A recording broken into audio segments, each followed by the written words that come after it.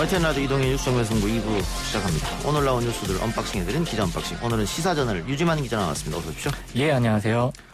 코로나 확진자가 다시 늘어나고 있어요? 예, 오늘 0시 기준 코로나19 확진자가 전날보다 27명 증가를 했습니다. 최근에는 계속 20명에서 30명대 정도로 지금 예전보다 좀 많이 늘어난 추세를 보이고 있거든요. 예. 아무래도 이태원 클럽발 감염 확산 때문인 걸로 보입니다. 예. 근데 뭐 이태원 클럽도 클럽입니다만 이제 홍대 쪽에서도 확진자가 좀 나오고 있네요. 그러니까 예, 홍대 주점에서 원래 5명이 나왔었거든요. 예. 근데 방역 당국은 이게 이태원 클럽 감염하고는 이제 무관한 감염으로 생각을 했는데 예. 최근에 역학 조사를 하다 보니까 이태원 클럽에 방문한 이후에 예.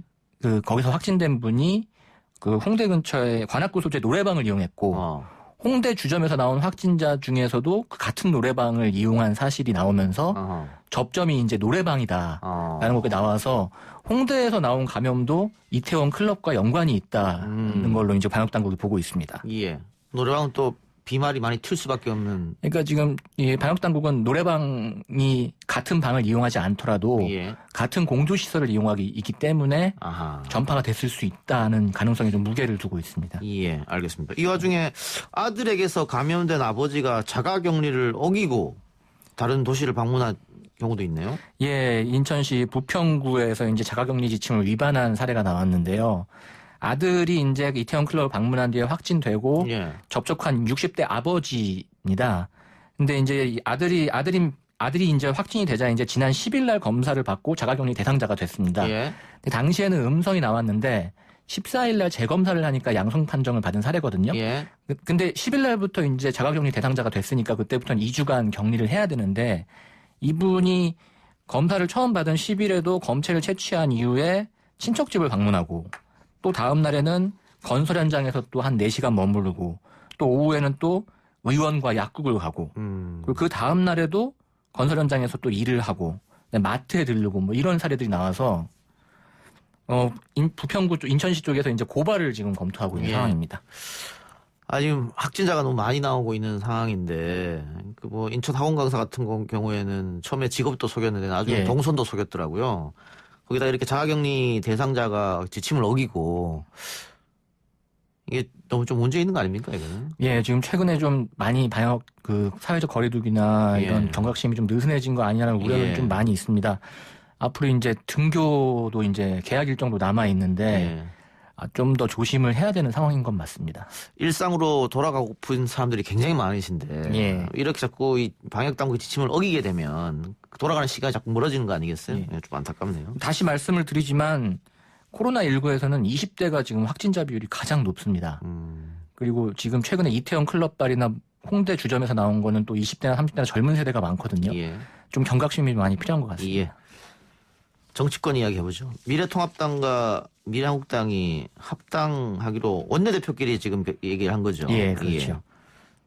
결정은 좀 더 봐야 되겠죠, 그래도? 합당은 결정이 됐는데 좀 기류가 좀 많이 바뀌었다고 볼 수가 어떻게 있습니다. 바뀌었죠? 원래 이제 미래통합당과 미래한국당의 합당은 흡수합당, 흡수통합의 형식을 띠는 게 자연스럽거든요. 그러니까 민주당과 더불어시민당 같은 경우에는 흡수합당을 했기 때문에 그냥 최고위원회 의결만으로 그냥 바로 가능했는데 지금 오늘 원유철 미래한국당 대표 같은 경우는 합당을 놓고 당대당 통합 형식이 맞다라고 얘기를 했습니다. 이제 흡수합당에는 선을 둔 거죠. 근데 이렇게 되면은 지금 미래한국당 쪽에서 요구를 하는 거는 당명 문제부터 시작해서 상임위를 어떻게 배분할 것인지 이런 부분까지 논의를 하자는 거거든요. 당대당 통합이면 당연히 지분을 요구하겠죠. 그러니까 원래 어제 주호영 원내대표랑 원유철 대표가 만나서 합당에는 합의를 했는데 사실 어제도 회동을 한 이후에 나왔던 얘기가 합당을 하는데 왜 시기를 못 박지 않느냐가 좀 화제였어요. 이게 좀 분위기가 바뀐 거 아니냐.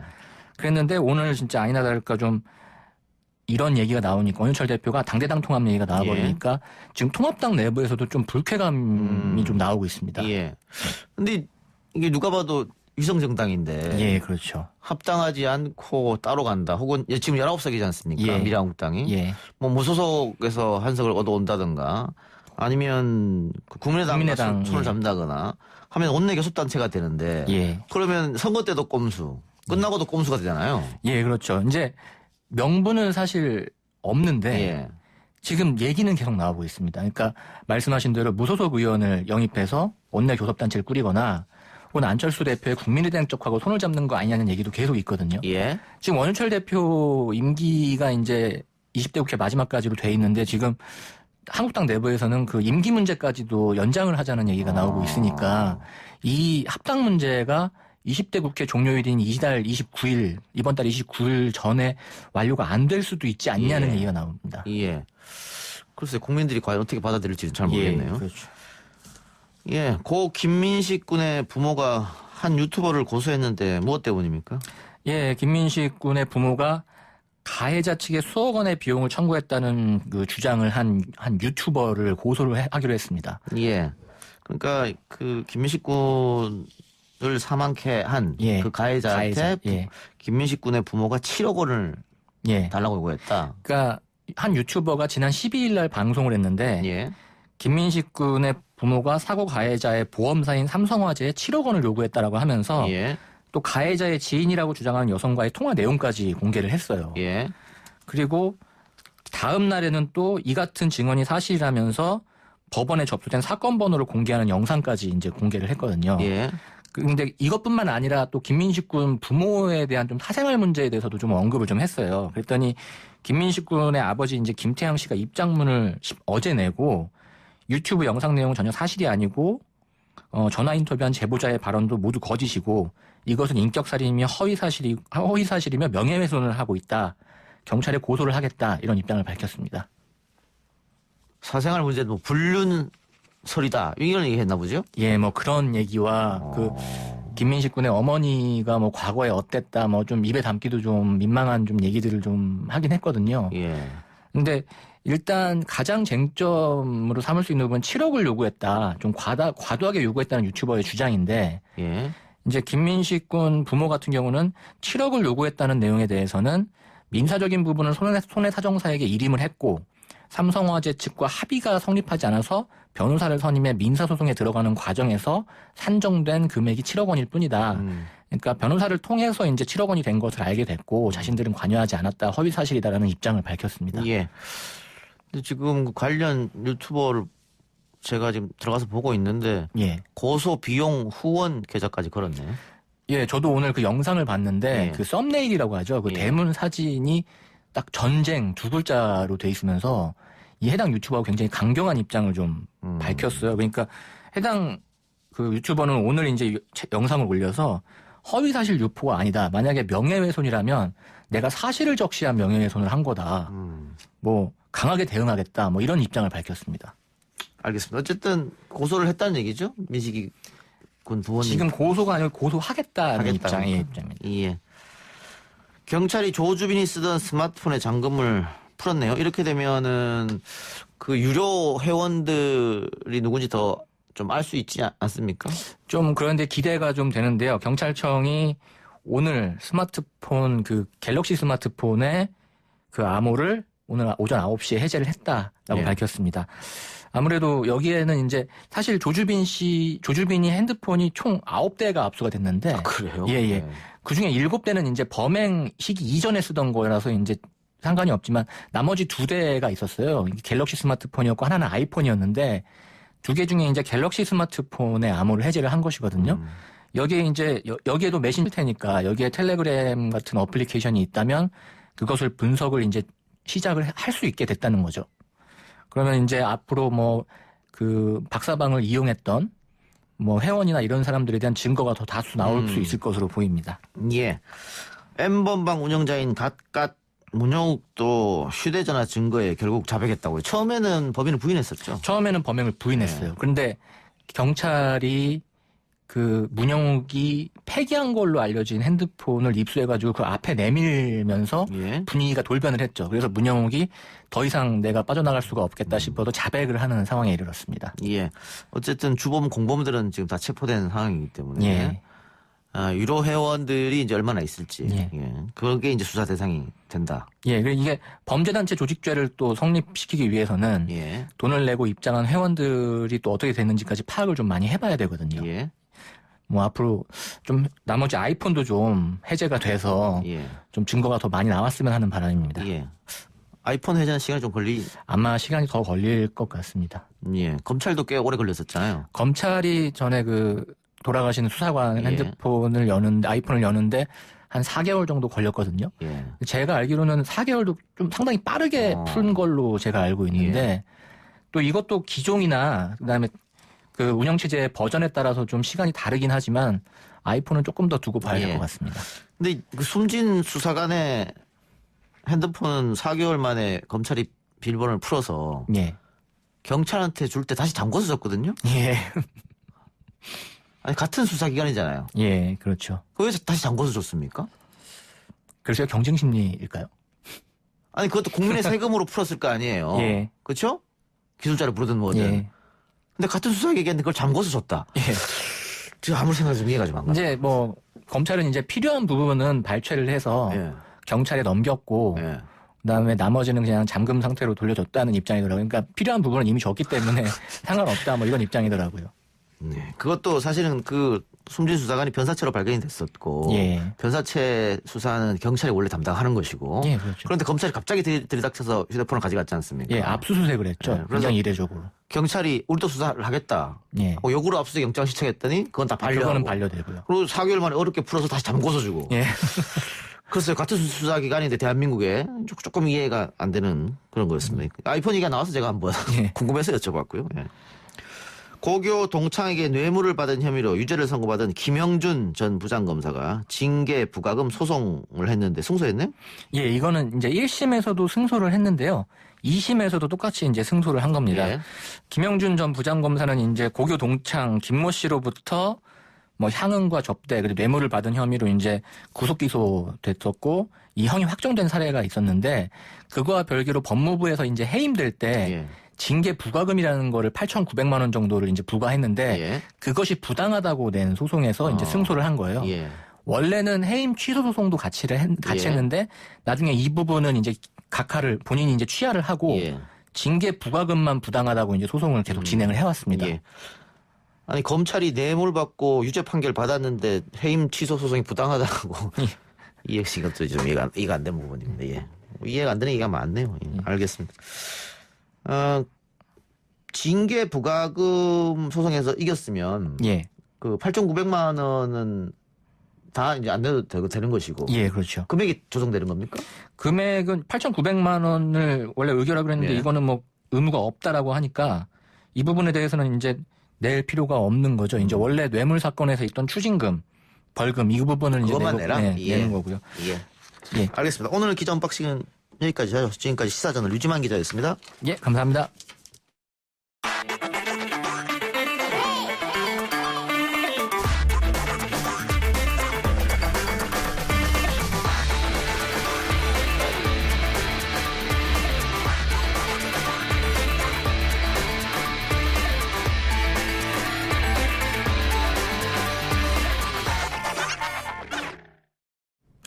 내일이면 또 주말입니다. 이번 주말이 클럽발 코로나 확진의 변곡점이 되지 않겠느냐라는 전망이 나오고 있습니다. 생활 속 거리두기의 중요성도 다시 강조되고 있지요. 그러나 걱정은 이런 상황에서도 주점이나 노래방 같이 감염 위험이 높은 곳을 찾는 사람들이 여전히 있다고 하는 것입니다. 나는 젊고 건강한데 설마 코로나19에 감염이 되겠어? 혹시 이런 안이한 생각을 하고 있는 분들이 계시다면 오늘 이분과의 인터뷰를 꼭 들어주셨으면 합니다. 현재 코로나19에 감염돼 40일 넘게 병원에서 치료를 받고 있는 20대 대학생 이정환 씨 연결하겠습니다. 이정환 씨 나와 계십니까? 네, 안녕하세요. 지금 병원에 계신 겁니까? 네, 지금 병원 서울의료원에 있습니다. 그 한 달 넘게 치료를 받고 계시잖아요. 사실 치료라고 할 것은요. 처음에 입원하고 딱 2주 동안만 받았고요. 그리고 2주 이후에는 제가 코로나 증상이 없어가지고 치료를 받지 않고 바이러스가 빠질 때까지 병동 안에서 그냥 지내고만 있습니다. 근데 보통 그 빠른 분들은 2주, 3주 만에 치료해서 나오는데 검사하면 계속해서 양성이 나오기 때문에 못 나오고 계신 거잖아요. 네, 맞습니다. 병원에서 뭐라고 하던가요? 이렇게 제가 안 그래도 궁금해가지고 평균적으로 이제 퇴원하는 시기가 평균적으로 며칠이 걸리냐고 의사 선생님한테 여쭤봤는데 평균 30일 정도 걸린다고 하더라고요. 네, 사람마다 이게 다 달라가지고 50일이 될지 60일이 될지 다 모른다고 말씀해 주셨습니다. 예. 네. 현재 그럼 몸 상태는 어디가 아프고 이런 건 아니겠네요? 기침을 가끔씩 하긴 하는데 예. 그거 말고는 근력 운동도 할 정도로 건강합니다. 예, 알겠습니다. 네. 자, 그런데 코로나19는 어쩌다 감염되신 겁니까? 제가 이번 1월 달에 터키 이스탄불로 교환학생을 갔는데요. 예. 거기서 터키가 이제 코로나 때문에 4월 달에 국가 봉쇄를 한다고 해가지고 급하게 귀국했는데, 예. 네, 서울 집에서 이제 보건소에서 연락이 와가지고 무증상자 양성 판정을 받았습니다. 아하. 그 무증상자니까 뭐 전혀 어떤 코로나19라는 느낌이 없었습니까? 양성은 나왔지만? 네, 전혀 증상이 없는 상태에서 양성 판정을 받아가지고요. 예. 저도 굉장히 맨 처음엔 당혹스럽습니다. 나는 아무렇지도 않은데. 예. 그러다가 언제부터 통증이 찾아오기 시작했어요? 제가 제가 입원하고 이틀 뒤에 열이 39도까지 났어요. 어허. 네, 그래서 그 다음에 2주 동안 계속 치료를 받았습니다. 예. 저 사전 인터뷰 보니까 우리 작가진들하고. 예. 그 통증이 상당했다고 표현하셨던 것 같은데. 아, 네, 맞습니다. 열이 39도까지 나면 일단 근육통이 굉장히 심해지는데요. 예. 근육통이 얼마나 심했냐면, 누워있거나 앉아있으면 그 근육이 땅바닥에 밀착될 거 아니에요? 예. 그렇게 되면 그 압박을 받아가지고 잠을 못 잘 정도로 근육통이 심했습니다. 잠을 못 잘 정도로 아팠다? 예. 네. 그리고 그렇게 해가지고 어디든지 제 병상 안에 제 신체가 닿으니까. 예. 하루에 1시간 자는 것도 굉장히 버거웠습니다. 어허. 그런데 그렇다고 서 있지는 못할 거 아니에요? 서도 곧 통증이 찾아올 건데. 네, 맞습니다. 서 있으면 힘드니까 앉아있거나 누워있거나 계속 뒤척이면서 그냥 고통과 지냈습니다. 예. 24시간 중에 1시간도 제대로 잠을 못 잘 정도로 아팠다. 예, 맞습니다. 그 아픈 통증이 며칠 가던가요? 그게 대략 한 일주일 정도 갔습니다. 일주일 동안 상당히 힘드셨겠네요? 예, 맞습니다. 그러면은 그 연령이 좀 높으신 분들은 그 고통을 참기가 어렵겠어요. 저도 제가 이렇게 겪고 나니까 이게 20, 30대 분들이 더 조심해야 된다고 생각이 드는 게, 물론 20, 30대 분들 중에서 건강하게 무증상자로 태어나신 분도 계시지만, 고령층 분들은 이제 저보다 더 심한 고통을 겪으실 거 아니에요. 예. 그래서 좀 더 조심해야겠다는 생각이 들었습니다. 예. 생각보다 상당히 힘든 모양이군요, 그 병이. 아프기도 하고. 예. 네네네. 젊은 층 가운데는 우리는 감염을 피해갈 수 있다. 코로나19가 왔다가 그냥 나간다. 금방 낫는다. 이렇게 생각하는 분들이 좀 계신 것 같아요. 네네네. 그런 분들에게 어떤 이야기를 해주고 싶으세요? 일단 제가 많이 아파 보니까 코로나가 20대에게도 충분히 치명적이라고 생각을 하고 있어요. 예. 근데 이제 20대, 30대 분들이 아무래도 기존 언론에 20, 30대는 좀 가볍게 넘어간다라는 뉘앙스의 기사를 많이 접하다 보니까 감염 불감증에 빠지신 것 같은데 저 같은 이제 이런 케이스도 있다는 거를 많이 언론에서 알려주셨으면 좋겠어요. 20대도 30대도 감염이 되면 매우 치명적이라는 걸 20, 30대가 인지하는 방법밖에 없다고 생각하고 있습니다. 예. 네. 본인도 이런 걸 알리고 싶어서 유튜브를 하신다고요? 네, 맞습니다. 사실 제가 방송기자 지망생인데요. 그러세요? 예. 네, 코로나 동동 들어가면서 제 경험을 공유하게 되면 충분히 공익적 가치가 있을 거라고 생각이 들어가지고 유튜브 채널을 만들어서 제가 병동에 생활하는 동안 아팠던 점, 우울증을 걸렸던 점, 힘들었던 점 이런 거를 유튜브를 통해서 알려드리고 있습니다. 그럼 본인이 휴대폰으로 병원에서 그냥 찍어서 바로 업로드 하시는 거네요? 네, 맞습니다. 제 휴대폰으로 찍어가지고 노트북도 갖고 와서 약간의 편집을 통해서 올리고 있습니다. 예, 도전하는 복학생. 네, 맞습니다. 유튜브 이름이. 네. 구독자 62명이네요, 지금. 네, 감사합니다. 우리 이동의 뉴스생방송부 청취자들, 도전하는 복학생 구독 좀 부탁드리겠습니다. 감사합니다.